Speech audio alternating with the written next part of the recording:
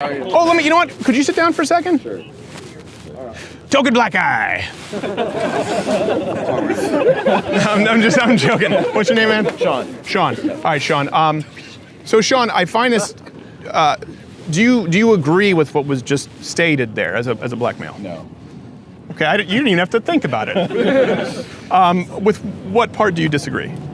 Well, first off, the statistics about like black crime and police brutality overly affecting black males. I mean, we have to look at crime statistics. So yes, black males are overrepresented in prisons, but black males are also overrepresented in crime statistics. So black males are like what, like was it like 6% of the 6 or 7% of the population? Right. 6% of the population, because black females are 7% of the population. I think as total it's somewhere around 13. Yeah, total is 13. Yeah. Yeah. So I mean, if you take all that into account, then you have to consider, okay, so why are they overrepresented in crime? And the reason why, I mean, in my opinion, a lot of it is economic, a lot of it is cultural, a lot of it is the opportunities available in their areas. And people can make the argument that it's because of white oppression. I don't necessarily think it's because of white oppression. I think it has a lot to do with the welfare state. I think it has a lot to do with democratic policies and liberal policies, pushing agendas upon black people instead of giving them agency and allowing them to make their own decisions. She left. I was hoping that she would actually hear what you have to say here. Let me ask you, do you attend TCU? I do. How did you get in? I spent 9 years in the Air Force and got a scholarship, 4-hour scholarship. Thank you for your service. Appreciate it. And what are you studying? Psychology and philosophy, so I'm actually on the psychology on the liberal arts side, yeah. Well, listen, if you make less than a civil engineer, don't blame it on a white-black thing. You chose a degree that's kind of rough. I just want to enjoy my career, whatever it is. There you go. Well, listen, that sounds like something that would be, especially after 8 years in the Air Force? 9 years. 9 years, geez. Sorry, look, someone's like, 9. Yeah. Get it right.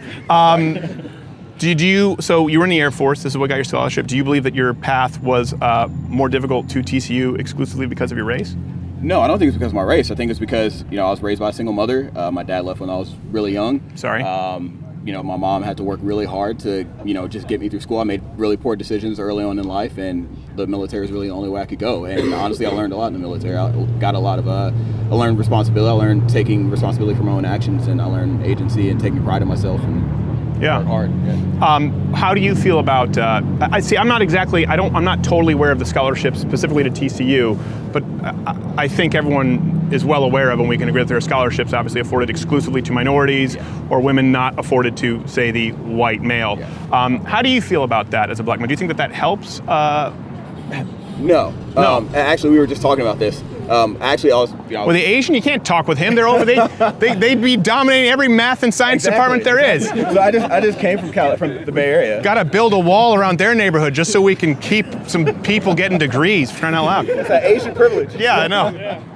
I just came from the Bay Area and Silicon Valley, and I mean, you see there, like, Asian prosperity is huge. Oh, yeah. I mean, they're doing really well, and like, good on them.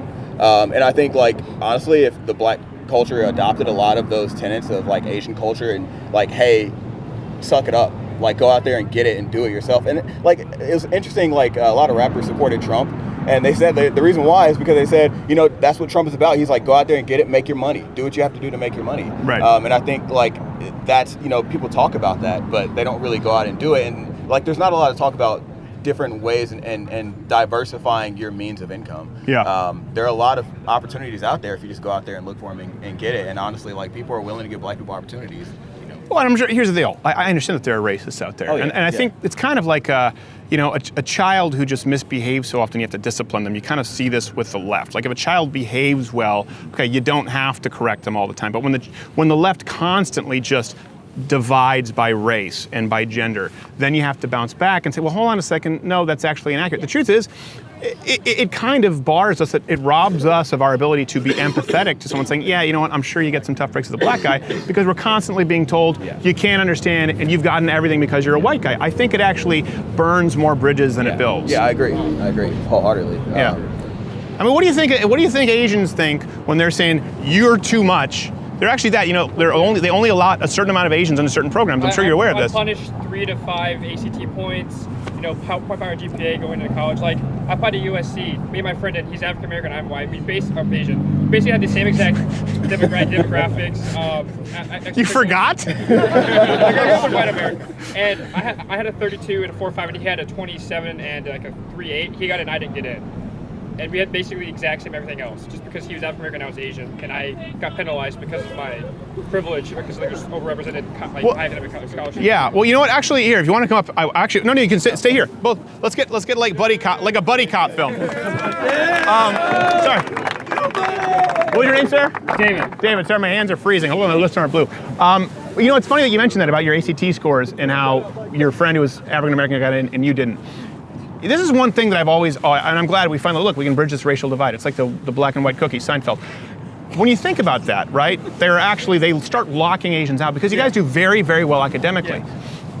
What do you think that does to the relationship between Asian Americans and black Americans? That's always a concern of mine. I mean, the same thing with white Americans, but particularly, listen, I grew up in Canada, and I'm not gonna lie, a lot of Asians behind closed doors, little bit racist in Canada. I'm sure there's some of that here too. It seems like it would strain relationships, not really bring people together. Yeah, I know that because the Asian culture is very academics first, like academics, it's like with the whole shaming your family kind of like concept you see with white culture, right? Like white media, like they talk about why you not doctor yet, that comes kind of like racist stuff, yeah. Which is actually can be very true. So and I know the African American, especially in the inner cities, like academic excellence and achievement is very shunned upon, especially with like the gangs and stuff like that. Yeah. Like that creates a big divide, especially on like the income, like ethnic, like the top four ethnic groups in America, like the top earners are all Asians, Indians, like Japanese, Thai. Yeah. And the bottom tiers are African Americans and Hispanics. And I think it's just it's not because of the systematic racism in America. I think it's all culture.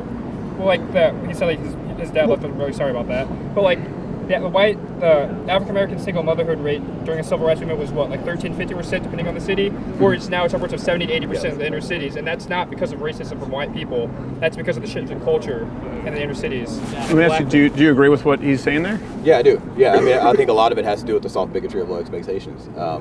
When you tell people that, you can't do anything in life because you have this overlord above you, oppressing you, then what is you're not gonna have any optimism. You're not gonna have any aspirations to achieve anything in life, right? Because you're like, what's the point? And I think that's told more to black males than it is black females, because there's a statistic that just came out that black females are actually the most educated minority group per capita in the United States. I did read that, yeah. Which is insane. You think about it, it's like, well, how are they oppressed if they're having Unfortunately, that statistic, if you dig into it, includes a lot of the gender studies and that kind of stuff in there. You're like, well, educated. Yeah.